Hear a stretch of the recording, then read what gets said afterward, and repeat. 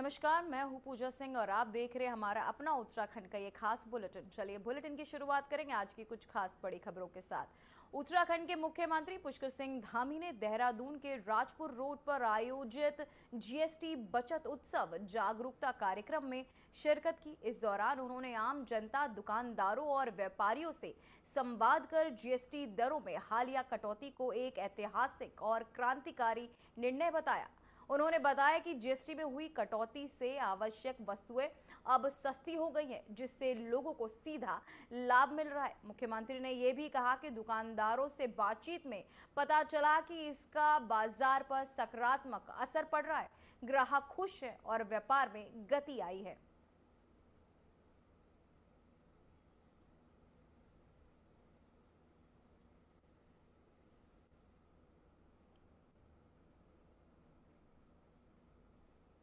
तो वहीं खबर देहरादून से, जहां मुख्यमंत्री पुष्कर सिंह धामी की अध्यक्षता में मंत्रिमंडल की बैठक हुई।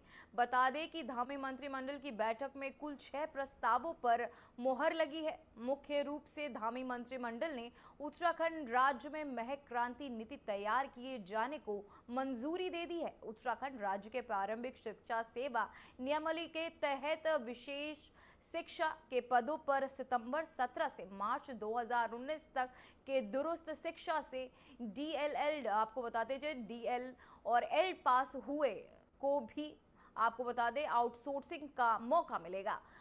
इसके अलावा सुप्रीम कोर्ट ने टीईटी अनिवार्य का फैसला के खिलाफ भी सरकार पर सुप्रीम कोर्ट में पुनर्विचार याचिका जो है दायर की है। दिव्यांग से विवाह करने वालों को 25,000 के बजाय 50,000 रुपए अनुदान मिलेगा। उत्तराखंड कारागार प्रशासन और सुधार सेवा विभाग के ढांचे में संशोधन भी किया गया है, जहां अधीनस्थ कारीगरों के लिए 24 पद और आपको बताते चले सुधारात्मक विंग के लिए 3 पदों के सृजन को मिली मंजूरी।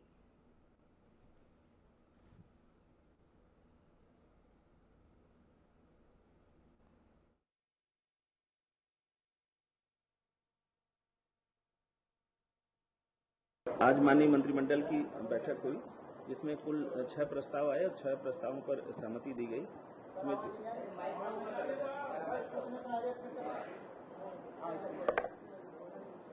इस प्रेस कॉन्फ्रेंस में आप सभी का स्वागत है। आज माननीय मंत्रिमंडल के समक्ष बैठक के दौरान 6 प्रस्ताव आए और 6 प्रस्तावों पर चर्चा के दौरान सहमति दी गई। इसमें जो पहला प्रस्ताव आया था वो कृषि विभाग का आया था। इसमें उत्तराखंड में महक क्रांति नीति 2026 से लेकर 36 तक के लिए बनाई गई है। उसका प्रख्यापन विषय थी। जो एरोमेटिक प्लांट्स हैं उनको अधिक से अधिक कितने किसान लगाएं और इसमें क्या सब्सिडी हो, इससे संबंधित यह नीति थी। और सशक्त उत्तराखंड के संकल्प को प्राप्त करने के लिए यह महत्वपूर्ण भूमिका निभाएगी।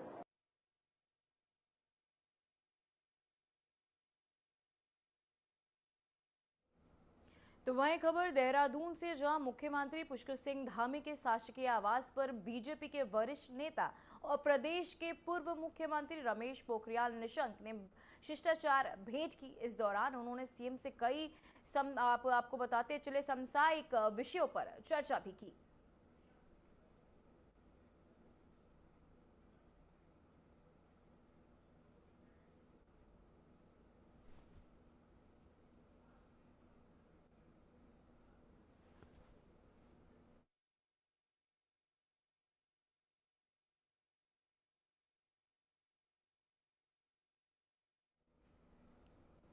तो वहीं देहरादून पुलिस ने यूकेएसएससी परीक्षा पत्र लीक मामले में मुख्य आरोपी खालिद की बहन सब्या को गिरफ्तार कर लिया है। पुलिस के मुताबिक सब्या के पास मिले मोबाइल में परीक्षा पत्र भेजे जाने के ठोस सबूत मिले। इसके आधार पर उसे हिरासत में लिया गया।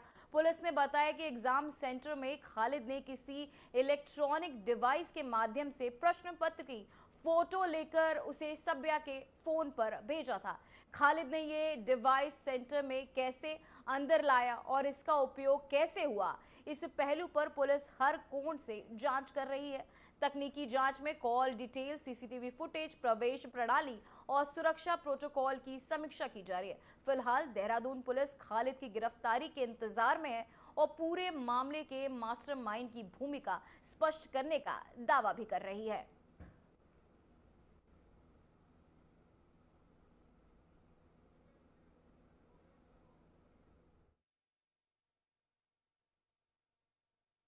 देखिए 21 तारीख को ये जो मुकदमा दर्ज हुआ था, इसमें यूके SSS की तरफ से जो तहरीर आई थी उसमें जांच की गई और जांच के बाद 4 नामजद अभियुक्त और एक अज्ञात के खिलाफ, अन्य अज्ञात के खिलाफ मुकदमा दर्ज किया गया है।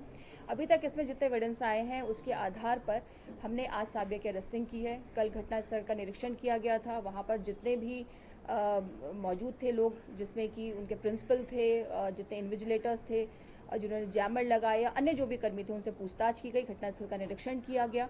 और अभी जो अभियुक्त है हमारा मेन खालिद, जिसने कि वो पेपर वहाँ से जो 3 क्लिक थे वो लेकर बाहर किया है, अभी तक उसकी अरेस्टिंग नहीं हो पाई है, लेकिन ये क्लियर हो गया कि उसका वो सेंटर था और वो वहाँ पर कोई ना कोई डिवाइस वहाँ पर लेकर गया था। ये अभी तक तथ्य प्रकाश में आए हैं।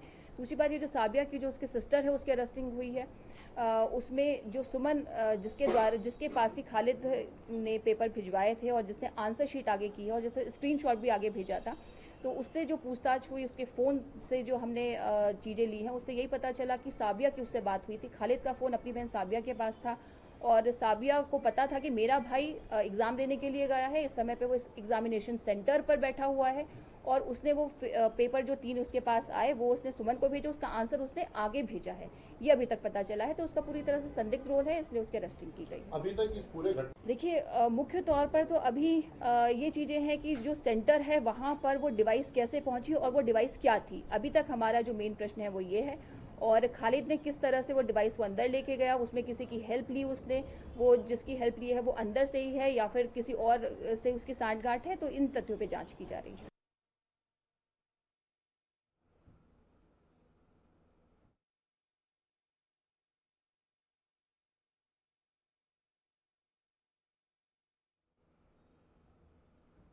तो वहीं उत्तराखंड में युवाओं के रोजगार से जुड़ा एक बड़ा मुद्दा सामने आया। 21 सितंबर को UKSSC की भर्ती परीक्षा का प्रश्न पत्र 35 मिनट के भीतर व्हाट्सएप पर लीक होने का आरोप है। देहरादून में बेरोजगार संघ के लोगों ने सरकार के खिलाफ प्रदर्शन कर परीक्षा रद्द करने और दोबारा कराने की मांग की। वहीं उत्तराखंड SSC के चेयरमैन ने इस पेपर लीक मामले से इनकार किया है। अब इस पर बीजेपी विधायक खजान दास का बयान सामने आया है। उन्होंने कहा कि पेपर लीक नहीं हुआ है, बल्कि ये धामी सरकार के खिलाफ षड्यंत्र है। 3 पन्नों का स्क्रीनशॉट खींचकर वायरल किया गया, जो चिंताजनक है। UKSSC पेपर को लेकर के एक भ्रामक रिपोर्ट आई है और जिससे कहा गया है कि पेपर लीक हुआ है। मैं कहना चाहूंगा कि पेपर लीक नहीं हुआ है। 3 पेज स्क्रीनशॉट लेकर के 35 मिनट बाद उसको आउट किया गया है, जो चिंताजनक विषय है। और इस ऐसे व्यक्ति को हम छोड़ेंगे नहीं, चाहे कितना भी बड़ा हो, उसके खिलाफ कार्रवाई की जाएगी। धामी जी का नकल विरोधी कानून किसी को हजम नहीं हो रहा है। ये षड्यंत्र हमारे विपक्ष के लोगों का है, जो सरकार को बदनाम करना चाहती है, किंतु उनके सपने कभी साकार नहीं हो सकते हैं।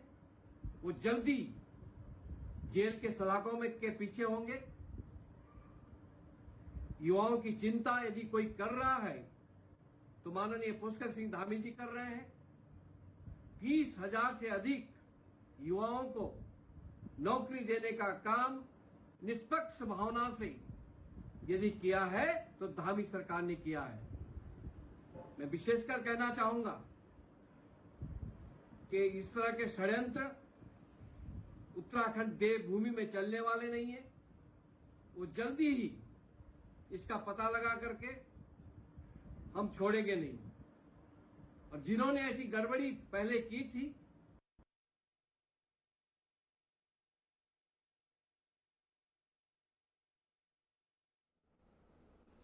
तो वही खबर देहरादून से, जहां हाल ही में सामने आई पेपर लीक की खबरों को विधायक सुबोध उनियाल ने खारिज किया है।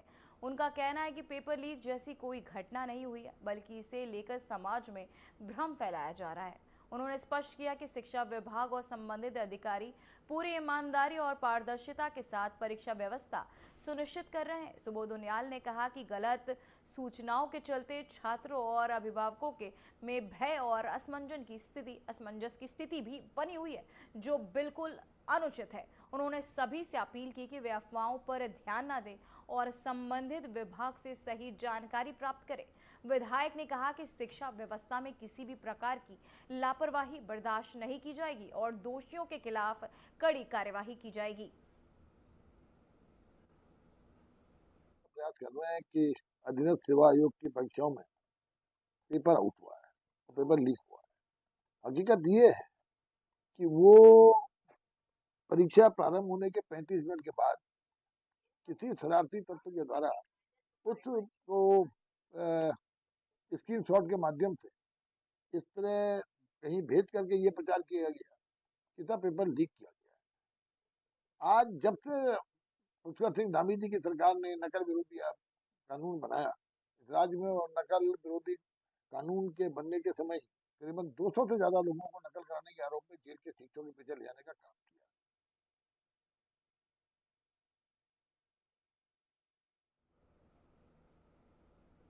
अब वक्त हो चुका है एक छोटे से ब्रेक का।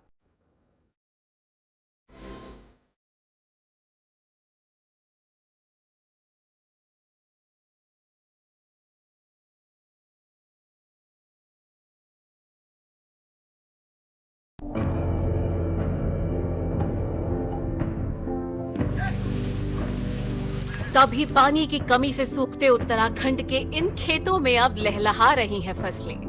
राज्य में सिंचाई की आधुनिक तकनीकी ने खोल दिए हैं किसानों के तरक्की के द्वार।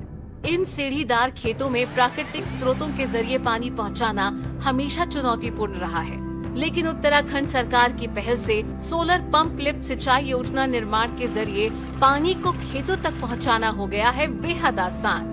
लघु सिंचाई परियोजना के तहत सिंचाई के लिए बने सोलर वाटर लिफ्टिंग सिस्टम व अलग अलग तकनीकी से बनाए गए पानी के टैंकों ने पहाड़ की खेती किसानी को दिए हैं नए आयाम।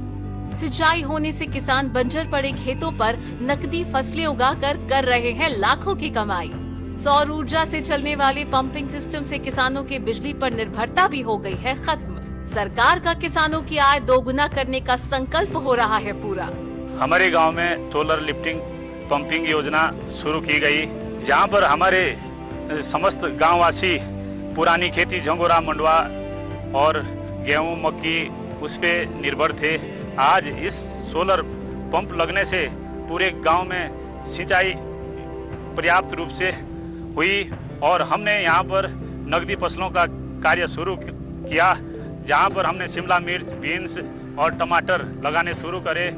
जिन खेतों पे कुछ नहीं होता था, आज वहाँ पर नकदी फसलें बहुत अच्छी हो रही है और बहुत अच्छा दाम कमाया। पूरे गांव वालों को बहुत बड़ा फायदा मिला। अब तक सोलर पंप सिस्टम के तहत राज्य भर में 497 जियो और आरसीसी टैंकों का किया गया है निर्माण।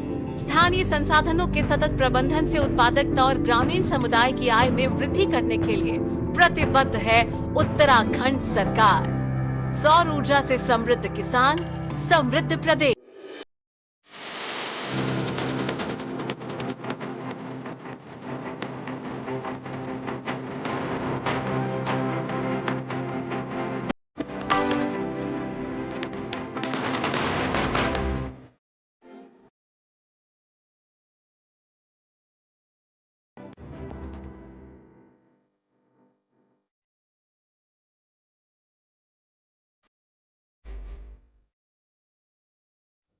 ब्रेक के बाद खबरों में एक बार फिर से आपका स्वागत है। तो वहीं रुड़की शहर में इस वक्त की बड़ी खबर सामने आई, जहां वार्ड नंबर 4 खंजरपुर में खाद्य विभाग की टीम ने छापेमारी कर 250 किलो नकली पनीर बरामद किया। इसके साथ ही भारी मात्रा में अन्य संदिग्ध खाद्य सामग्री भी जब्त की गई है। खाद्य विभाग ने आपको बताते चले, खाद्य विभाग के इंस्पेक्टर योगेंद्र पांडे ने बताया कि उन्हें एक गुप्त सूचना मिली थी, जिसके आधार पर टीम ने तत्काल कार्यवाही की। मौके पर पहुंचकर टीम ने 250 किलो नकली पनीर के साथ साथ 100 से अधिक रिफाइंड तेल की टीन और 100 किलो से अधिक आपको बताते चले सिंथेटिक दूध पाउडर बरामद किया है। मौके पर पहुंचे रुड़की तहसीलदार विकास अवस्थी ने बताया कि बरामद सभी खाद्य सामग्रियों के सैंपल लेकर लैब में टेस्टिंग के लिए भेजा जा रहा है। वहीं अधिकारियों ने स्पष्ट किया कि रिपोर्ट के आधार पर एफआईआर दर्ज की जाएगी और दोषियों के खिलाफ कड़ी कार्यवाही सुनिश्चित की जाएगी।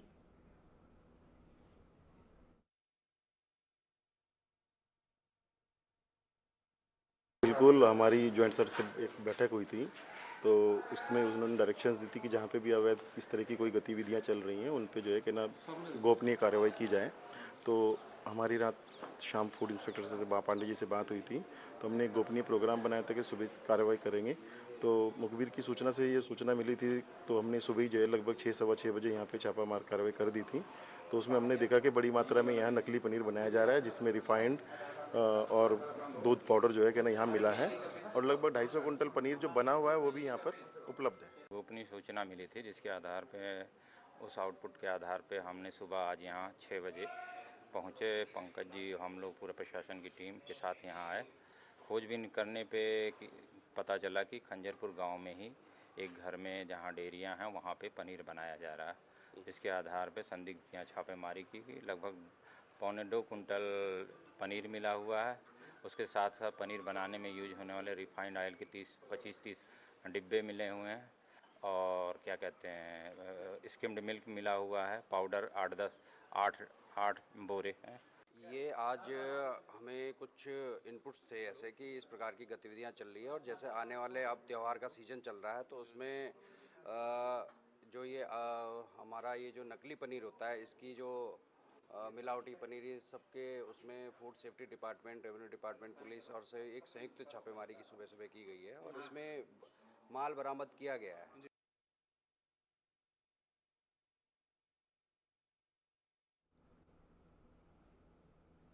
तो वहीं खबर गढ़वाल से है, जहां रेंज के आईजी राजीव स्वरूप पर कांग्रेस प्रदेश अध्यक्ष करण माहरा की टिप्पणी को लेकर लक्सर के शिव चौक पर भीम आर्मी कार्यकर्ताओं ने विरोध प्रदर्शन किया। कार्यकर्ताओं ने करण माहरा के खिलाफ नारेबाजी करते हुए उनका पुतला दहन किया। भीम आर्मी ने कांग्रेस पर दलित विरोधी मानसिकता का आरोप लगाते हुए करण माहरा को पद से हटाने की मांग की। साथ ही उन्होंने चेतावनी दी कि यदि माहरा ने सार्वजनिक रूप से माफी नहीं मांगी तो प्रदेश भर में विरोध तेज किया जाएगा। साथ ही कहा गया कि कांग्रेस को इसका खामियाजा 2027 के विधानसभा चुनाव में भुगतना पड़ेगा।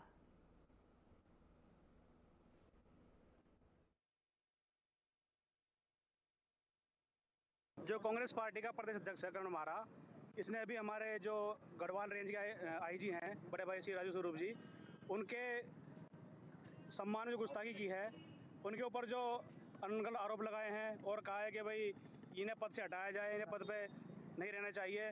तो ये कांग्रेस पार्टी की जो गंदी मानसिकता है वो दर्शाती है, क्योंकि सदियों से कांग्रेस पार्टी दलितों के हमेशा खिलाफ रही है और जहाँ भी देखा जाए हमारा शोषण किया गया है। लेकिन आज की डेट में भीम आर्मी का डंडा मजबूत है और पूरा प्रधान संगठन इसके खिलाफ है। और हम लोग अगर ये करण माहरा भाई साहब से माफी नहीं मांगता और ये कांग्रेस पार्टी से पद से निष्कासित नहीं करती तो हम लोग आंदोलन करेंगे और कांग्रेस पार्टी को धर्म मिट्टी बनाने का काम करेंगे। कांग्रेस पार्टी का प्रदेश अध्यक्ष या कांग्रेस पार्टी के जो भी पदाधिकारी हो, वो नहीं चाहते कि दलितों को राज्य उत्तराखंड राज्य में सम्मान मिले। एक हमारे गौरव जो राजीव स्वरूप जी, जो दलित समाज का गौरव है, आज उन्हें वो गलत शब्दों से उनको अपमानित कर रहे हैं। उन्हें कह रहे हैं कि उनका हटाया जाए। हम दलित समाज के बच्चे हैं, हम छाती पीड़िया कहते हैं, हम इसे कांग्रेस को उखाड़ फेंक सके, इसके प्रदेश अध्यक्ष बूढ़ को खा लगे, क्या कर लगा ये हमारा।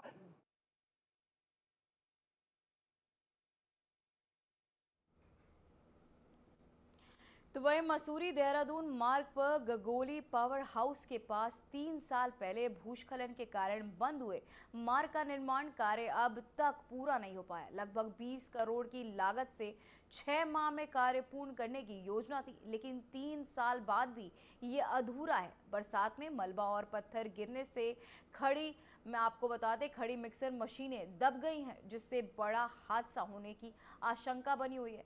अब तक 50% काम भी नहीं हो सका है। शहर कांग्रेस अध्यक्ष अमित गुप्ता ने निर्माण में हो रही देरी पर नाराजगी जताई और कहा कि जिला अधिकारी को ज्ञापन देकर इसकी जांच की मांग की जाएगी।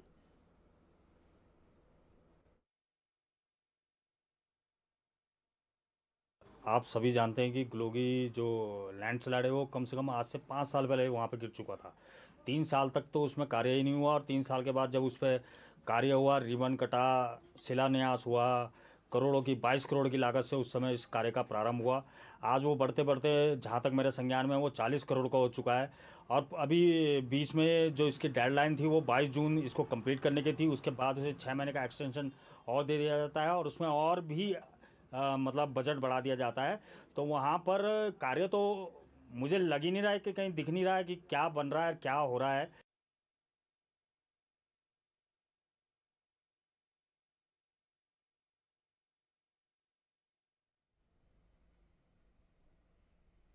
तो वहीं जिला प्रशासन ने चंपावत तहसील क्षेत्र में एक बहुउद्देश्य शिविर और तहसील दिवस कार्यक्रम का आयोजन किया गया, जिसमें बड़ी संख्या में स्थानीय लोग अपनी समस्याएं लेकर पहुंचे। कार्यक्रम का उद्देश्य ग्रामीणों की समस्याओं को मौके पर सुनकर फौरन समाधान प्रदान करना था। शिविर में राजस्व विकास, कृषि, पशुपालन, स्वास्थ्य, शिक्षा, विद्युत, जल संस्थान, खाद्य और आपूर्ति समेत कई विभागों के अधिकारी मौजूद रहे। अधिकारियों ने ग्रामीणों की समस्याएं सुनी और उनके जन शिकायतों का मौके पर ही समाधान किया गया।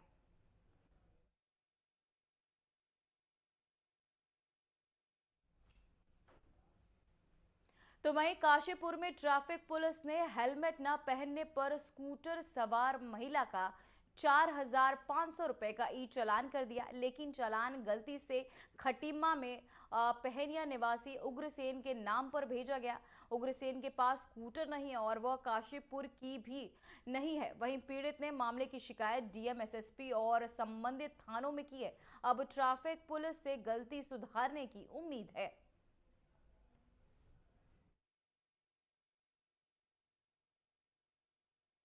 तेईस को शाम को 7:10-15 पे चालान आया, मेरे पास मैसेज आया कि आपके गाड़ी का काशीपुर मानक रोड पे चालान हुआ है, जो कि मेरे पास स्कूटी नहीं है, मेरे पास बाइक है और मेरे नंबर पे, मेरे आईडी पे ये चालान भेजा जा रहा है। मैं मानसिक तौर से बहुत परेशान हूँ और 4,500 का हमारा चालान आ रहा है।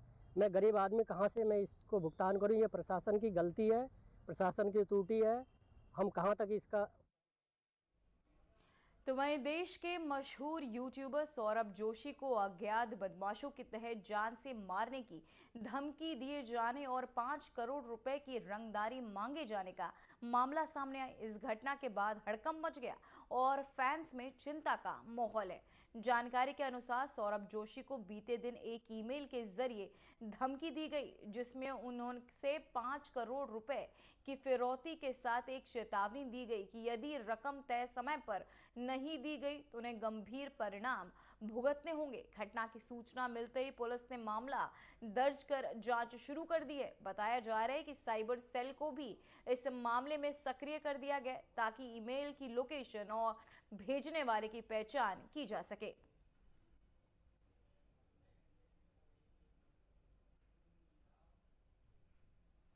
तो वह खबर काशीपुर से, जहां आई लव मोहम्मद जुलूस के दौरान हुए उपद्रव में मुख्य मास्टरमाइंड नदीम अख्तर को पुलिस ने गिरफ्तार कर लिया है। बिना अनुमति जुलूस निकालने के साथ ही उपद्रव मचाने, पुलिस पर हमला करने और सरकारी वाहनों को तोड़फोड़ करने के मामले में नदीम अख्तर के खिलाफ कड़ी कार्यवाही की गई है। इस घटना में शामिल अन्य 7 उपद्रवियों को भी पुलिस ने हिरासत में ले लिया है। प्रशासन ने मामले की गहनता से जांच शुरू कर दी और शहर में शांति व्यवस्था बनाए रखने के लिए अतिरिक्त सुरक्षा उपाय किए गए हैं।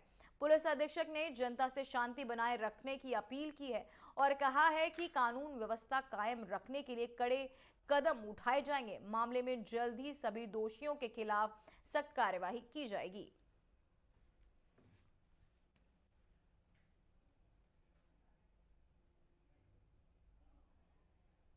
तो वहीं रानीपुर में एक बार फिर बदमाशों का आतंक देखने को मिला है। क्षेत्र में सक्रिय कुख्यात पिल्ला गैंग ने एक व्यापारी पर जानलेवा हमला कर सनसनी फैला दी है। वहीं नकाबपोश बदमाशों के इस वारदात से इलाके में दहशत का माहौल है। वहीं पुलिस पर भी सवाल उठने लगे हैं। जानकारी के अनुसार व्यापारी अपने घर लौट रहा था, तभी बाइक सवार 4 नकाबपोश बदमाशों ने घेर कर उस पर लोहे की रॉड और धारदार हथियारों से हमला कर दिया। गंभीर रूप से घायल व्यापारी को तुरंत नजदीकी अस्पताल में भर्ती कराया गया, जहां उसकी हालत नाजुक बनी हुई है।